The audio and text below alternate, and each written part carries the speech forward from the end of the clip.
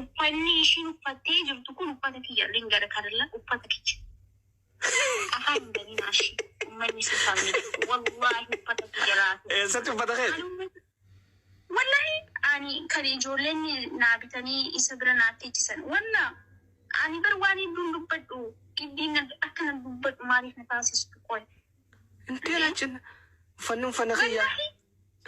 Yaa uffanni ishiin uffatte wallahi. Duuba ijoolleen si bitanii ishii bira si sheeka bira ustaad bira si kaan ati duuba wayii dheettee fudhattere ati itti boonte. Maali anaaf jiran bar inni abbaa isoo jiru itti yaani meebi yoo walitti fufna jedheetan immoo walitti fufna qofa osoo hin taane kun immoo maaliif bilbila san qofa osoo hin taane maalidha. Fireendumaa walitti qabdanii wanni isaa jala. Maal rakkatanii isin qoy jaarsa yeroo maaluma qabdanii. Jaarsa yeroo maaluma qabdanii. Walii tanii walii ne barsiisa waliin jettanii poostiin kun bo'aa si hudhaafu barra aarsaa laafee hin jiru.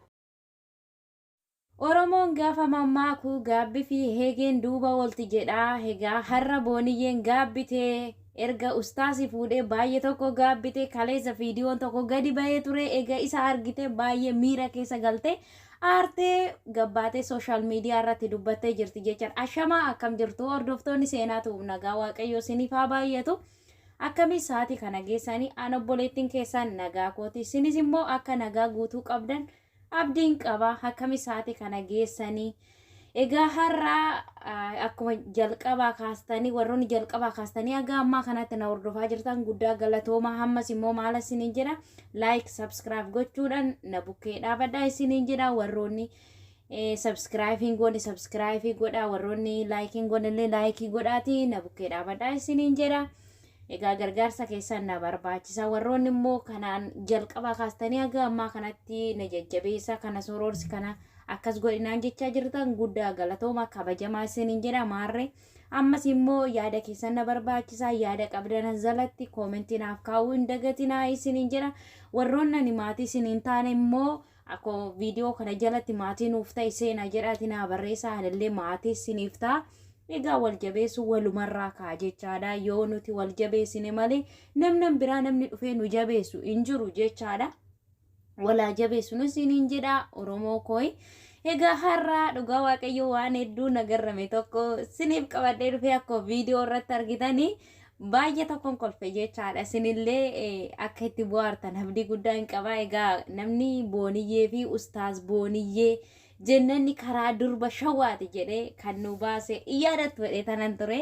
Egaa nuufiyyuu maqaa nu baaftee turte jennanni karaa durba shawaati jettee mucayyoon kun kanaan dura amantaa kiristaanaa keessa gara musliimaa waggaa 3 kanaan dura deemte jechaadha. Isaan booda bakka baratanitti ustaaza kanaan akka wal baranii jaalala keessa galanii namichi kun bo'aa ture. Namoonni hin beekne hin jira jedheen yaadu dhugaa dubbachuuf hedduu tokko bo'aa ture jechaadha. Mucayyoo kanaaf jecha aarsaa inni hin kaffalle hin jiru. Egaa dhiirri tokkichuma murteessaa dafee murteessee ta'ee taanan keessan deebi'u jechaadha. Nuti amma shamarran yoo xiqquma harreeyyii yeroo isaan murteessinaa booddee garuu wanta san hin dhiisna jechaadha. Dhiirri immoo baay'ee mucayyoo kana sossobaa ture jechaadha. Isaaf jecha amantii isaallee gadhiisuudhaaf wantoota baay'ee gochaa ture. Ajandaa tahaa ture sooshaal miidiyaa kanarratti jechaadha. Mucayyoo kanaaf jecha mucayyoon suurri ishiillee viidiyoon gabbayee osoo ishiin nama wajjin haasoftu wantoota garaagaraa ture jechaadha hin beektu. Egaa yeroo sanitti illee mucayyoo kana bukkee dhaabatee baga goote jechaa ture jechaadha. Egaa bukkee dhaabatee namni dhugaa yoo dhugaadha nama jaalatee waanuma namni sun qabu wajjin nama jaalata. Mucayyoon kun gaafa gabbaatee akkas taatullee sammuu ishii eegeefi jechaadha. Gaafa viidiyoo ishii namaan biraa wajjin gaafa ishii viidiyoo haasoftu halkan waraabamee ture jechaadha. Kanaan dura gaafa viidiyoo suni mucaan biraa wajjin gaafa ishiin haasoftu gaafa gabbaa'u baga goote maal rakkoo qaba kashii baatu bahee minaa ishii haaradha jedhee dubbatee ture jechaadha. Egaa bukkee dhaabachaa ture akka nam tokkotti dhugaa dubbachuuf iddoo tokko imimmaasa argitanii turtan jechaadha. Mucayyoo kanaaf haarsaa agaman jenne amma kun maali gowwaan jedhanii amma ganda isaanitti illee ijoolleen ganda namicha kana gandummaatti walitti dacha'anii maal kun gowwaan jedhanii wantoota baay'ee arrabsaa turan garuu isarra darbee jaalala mucayyoo kanaaf qabuuf jecha aarsaa baay'ee kaffalaa ture jechaadha. Egaa har'a kanaan dura akkuma yaadatamu mucayyoon kunis hin barbaadu jettee karaa baay'ee jechaadha. Namni jaalala keessatti namnis gidduu galee mucayyoo kanaaf ustaasa kana gargar baase jechaadha. Egaa garaa jabaatee shahaadas eenyu isaanii jechaadha. Niikaa isaanii hanga sadiitti niikaa godhatanii ijoolleen kun walitti hin heerumne niikaa godhatanii niikaan kun akka seera isaaniitti niikaa sadiitu jira. Niikaa lama bichaatu narraa hiikame niikaa sadaffaa garaa jabaadhee sirraa niikuu naan jedhee ture jettee turte. Egaa dhugaa dubbachuu fi namichi iyyuu akkamitti akka garaa jabaatee namaan biraa fuudhee iyyuu anaaf iyyuu naaf hin galu. Egaa dhiirri tokkichuma garaa kutata. Egaa kutatee mucayyoo kana fuudhee ture. Egaa kaleessa viidiyoo asirratti argitan kun kadhimee uffanni kan kootii jette. Namni dubartiin tokko osoo hin heerumin uffanni waan achi godhu hin beeku. Uffata kanaa ijoollee markasa jechuun yookiis markasa jechuun akka gara kan keenyatti garee barattootaa jechaadha. Garee yookiin waldaa jedhamanatti fakkaate yoo dogoggoruu baate ijoollee achi keessattu bitee ustaasatti naaf kennee. Egaa dura akka karoorsinetti nuti gargar baanaaf miti nuti ganaa wajjin haadha ijoollee taana jedhee ayyaadee tanan ture malee waan addaan baana silaa boru ka'achuma naqa kaabjuun bara beelaa biddeen jetteedhani namni hundumti keenya iyyuu ka fuulduraa beenna malee waa fuulduraa nutti dhufu hin beennu jechaadha. Mucayyoo karaa kaasixootaa gaafa bitamuu fi abbaa manaa ishiitti sila ta'eef kaadhima ishiitti sila ta'eef isa bira kaaniif jechaadha. Uffata mucayyoon uffattu viidiyoo irraa argitanii turtan jedhee yaada. Gaafa uffanni kun nama ustaasa bayyaan bira achi godhanii fi gaafa achi godhanii egaa inni hamma fuunan haadha manaasaa kabajamtuu kanatti kaa'usee gadaa baasu.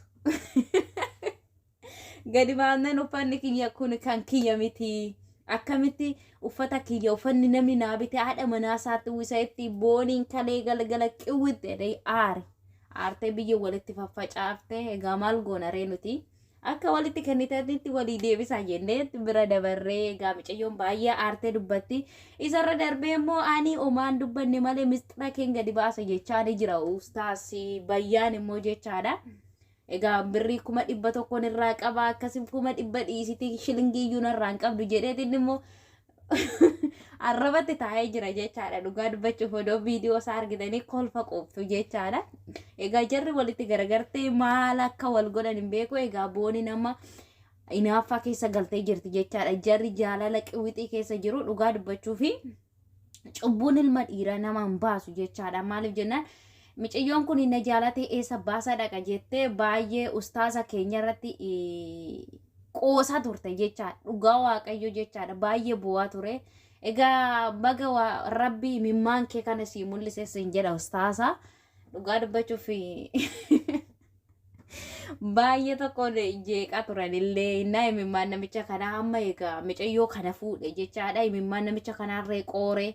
Nunis warra shawaatti cubbuu nutti fidaa jirti booniin baguma kanumaan sirraa dhumun jedhaan booniin amma miira keessa galtee akkamitti akka irratti fuudhaa ani suma neegaa in qoosasee mina jechaa jirti. Egaa waan siif haalaaffisu maal jennaree dura itti qoostee dura itti cubbuu fudhattee amma immoo wanta ati gootu hin jiru. Dhugaa dubbachuuf rabbi jireenya namaa jeequun hin barbaachisu. Kaleessa naan ta'u jettee keessaa baatee turte amma immoo jireenya namaa jeequu keessa odoo baate gaarii jedhee yaada. Akka gara yaada kootti kaleessa naan ta'u jettee keessa baateertaa itti qoosaa turte. Namicha kun mimmaan namicha kanaayyuu dhimee kee muluu siin taphata. Dhugaa dubbachuuf innaa akkasii isiniin jedhaa hundi keessaniyyuu warri namatti qoostanillee asirrumaan mucoo kanarraa fakkeenya fudhadhaa isiniin jedhaa. Nama immoo uffanni kan kiyyaa qabaa ganna dhiisa jechaa jirti. Yaa Oromoo uffata mucoo kanarraa fuudhaaf akkamitti ustaasi uffata boonii keenya fuudhee haadha manaasaatti kaawwisa sagaleen taatanii fi akkasii isiniin jedhaa hedduu tokko na ajaa'ibe. dhugaa ta'uuf soba ta'uu booniin ka aarteetuma kana dubbatte ta'uu dhugaa dubbachuu fi inni immoo maallaqa takkaana biraan qabduun ishiin maallaqan irraa qaba jetti. Rabbi siniif haalaffisu jennee zim jenne maal goonare naa warroonni jalqabaa kaastanii aga ammaa kanatti warroonni jalqabaa kaastanii aga ammaa kanatti na hordofaa turtan guddaa galatoomaa kabajamaa isiniin jedha. Viidiyoon biraatiin amma walitti deebinutti nagaan naa tura baay'ee